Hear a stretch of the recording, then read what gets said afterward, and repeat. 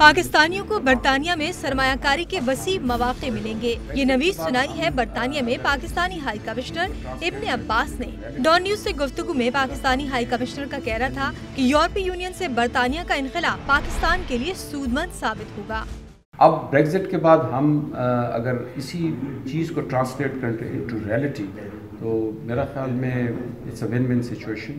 और हम सोच रहे हैं, हुकूमत सोच रही है कि हम बरतानिया के साथ एक प्रेफरेंशियल ट्रेड एग्रीमेंट करें, जिससे हमें इनके साथ वही फैसिलिटीज़ या वही सहूलियात मिलें जो हमें as a GSP plus status के तहत यूरोपियन यूनियन में मिल रही थी। डॉन न्यूज के एडिटर जाहिद मजहर से गुफ्तगू में इब्न अब्बास का कहना था कि इक्तिसादी राहदारी के मंसूबे से बरतानिया में पाकिस्तान के लिए मस्बत सोच पैदा हुई। अब बरतानवी सरमायाकार भी पाकिस्तान आने को तैयार हैं।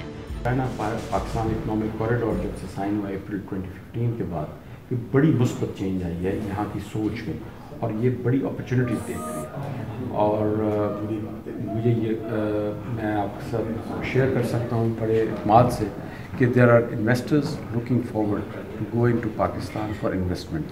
इब्न अब्बास का कहना था कि हुनरमंद पाकिस्तानियों के लिए बरतानिया में मुलाजमत के वसी मौके हैं। IT, डॉक्टर्स और नर्सिंग के शोबे मौक़ों से भरे पड़े हैं।